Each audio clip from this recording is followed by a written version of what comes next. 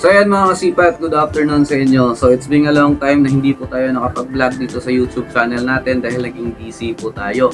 So ngayong araw is meron po akong i-introduce sa inyo. At kung nakikita nyo pong hawak ko nito, ito po yung mga barrel.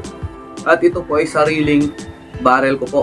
So ito po ay may haba na 17 inches with 16 mm outside diameter. Merong sang 6 grooves at ito po ay choke barrel.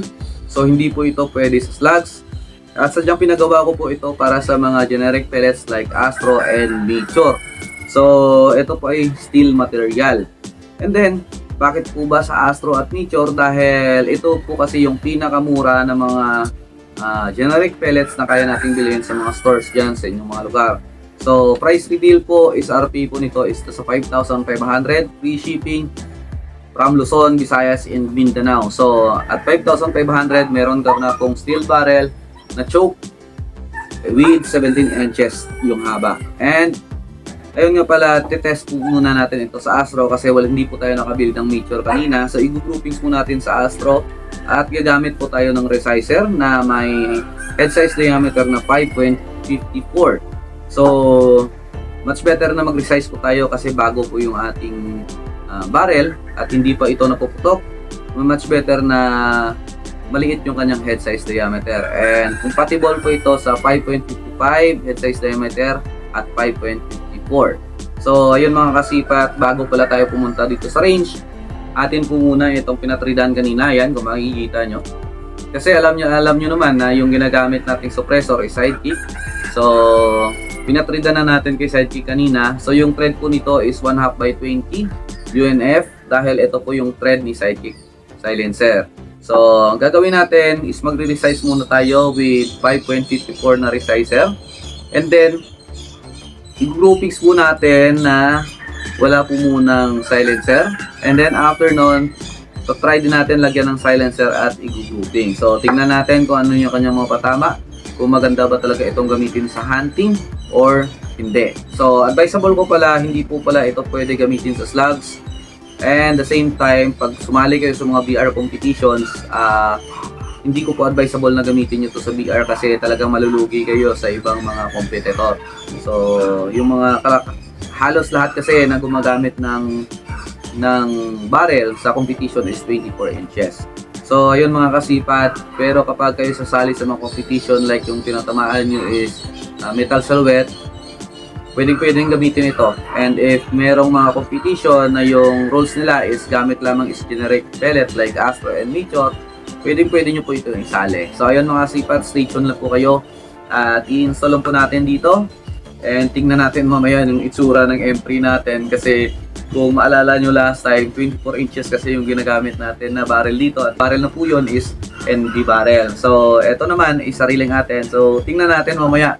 Kasi sa tingin ko talaga is magiging cute yung ating unit pag masalpak na natin tong barrel na to. So yun mga stipat, stay tuned lang po kayo.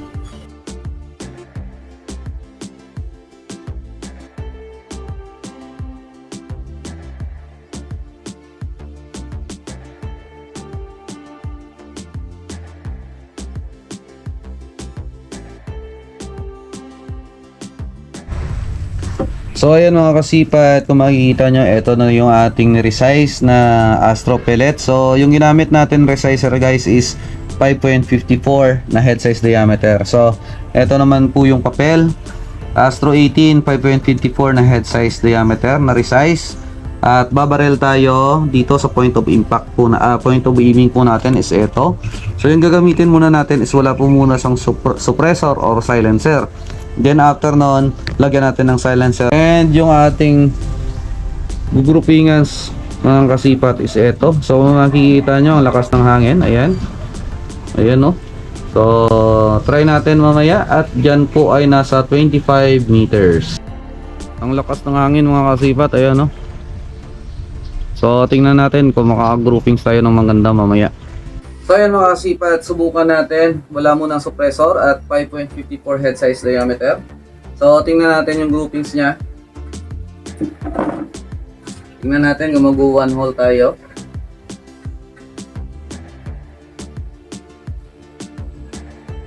Firing. Ayun. So 3 pellets lang po yung susubukan natin dito. So medyo matigas pa talaga ipasok kasi bago lang. Firing. Okay, nandun pa rin. So maganda yung mga patama niya. So sana makuha ng ating GoPro. Captured niya sana. Firing again. Okay. So ayun mga kasipat, lagyan naman natin ng silencer ni Sidekick.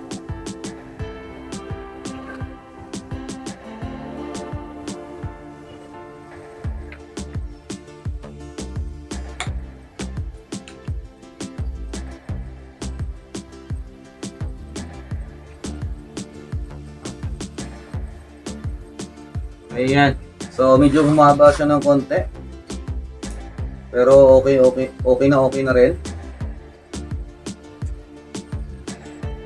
So mahigpit talaga yung kanyang pagkakatama sa grouping. So subukan natin dito bandang ilalim with silencer ni Sidekick kung saan tatama. Firing.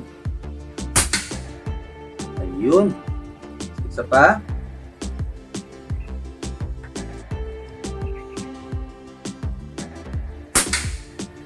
Okay. At isa pa. UP ata yung nilagay natin na pellet. O, tingnan na natin. Firing. Okay. So ayan mga kasipat, yung kanyang grouping. So maraming salamat po sa inyong suporta. And at the same time, God bless you all and keep safe always.